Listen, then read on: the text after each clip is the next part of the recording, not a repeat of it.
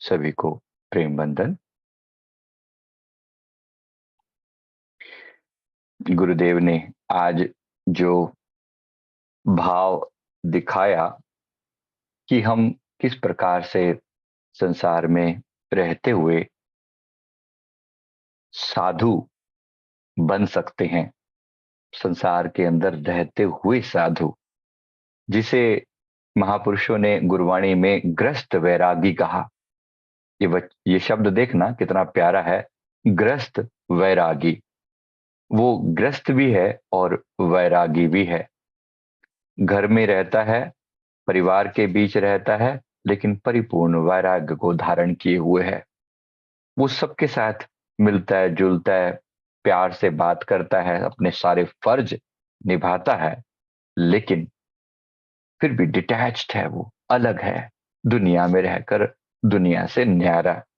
ये सतगुरु का, हमारे प्रभु का तरीका है।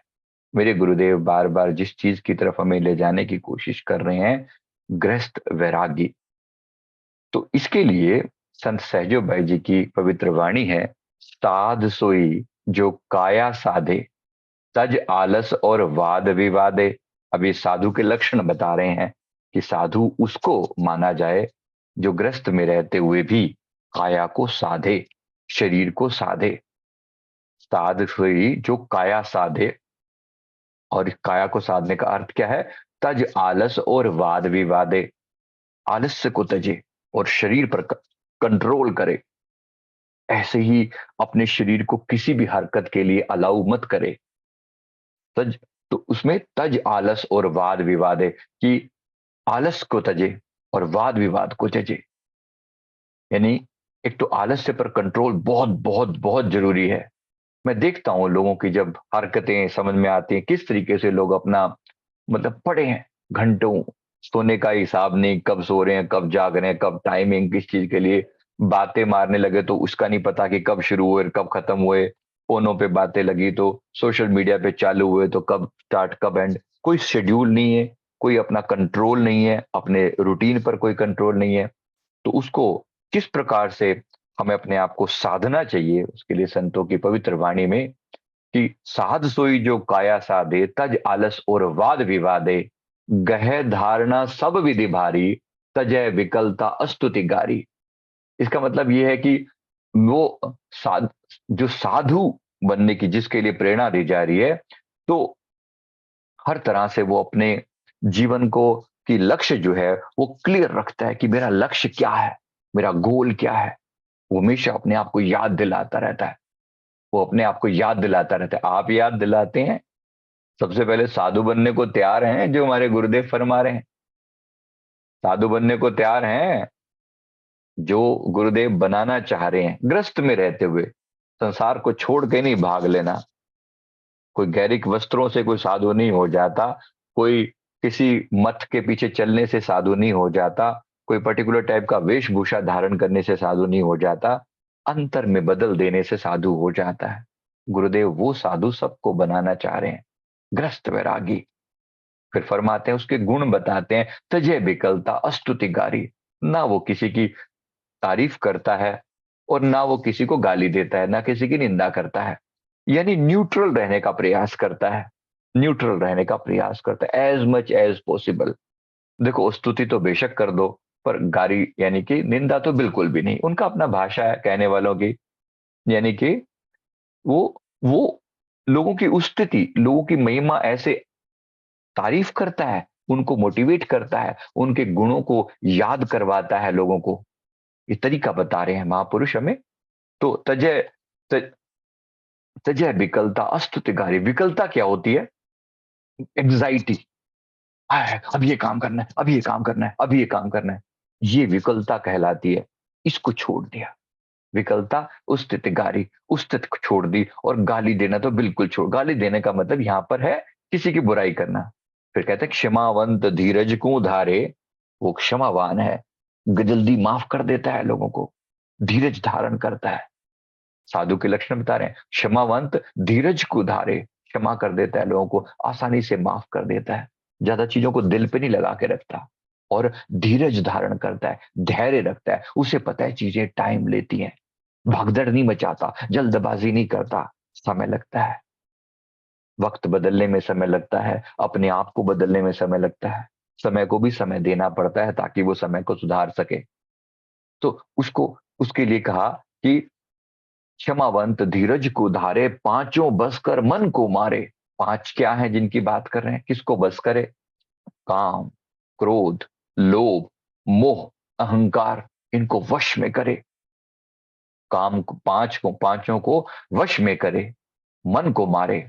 हर वक्त अपने मन की इच्छा के पीछे नहीं भागता। जो मन के पीछे भागता है वो मनमुख, जो गुरु के पीछे भागता है वो गुरुमुख। अब देखो आप किसके पीछे भाग रहे हो? आपका स्वामी कौन है? आम दुनिया तो मन की ही दास है। मेरे मन में आया आज ये फलानी चीज बना के खाई जाए तो मैंने खा ली, आज ये चीज मंगा ली जाए, ये वाले कपड़े पहने जाए, ये ऐसा किया जाए। वो मन की मति पे चल रहे हैं। जो कह रहा है मन, जो आ रहा है वो कर रहे हैं। गुरुमुख गुरु की मति पे चलता है, संसार में है, गुरु की मति को धारण करता है। गुरुदेव क्या फरमा रहे हैं, गुरुदेव की बातों को अपने दिल पे लगाता है, तो गुरु की मति धारण करके अपने आप को बदलने का प्रयास करता है कि मेरा जीवन एक लक्ष्य के लिए आया है।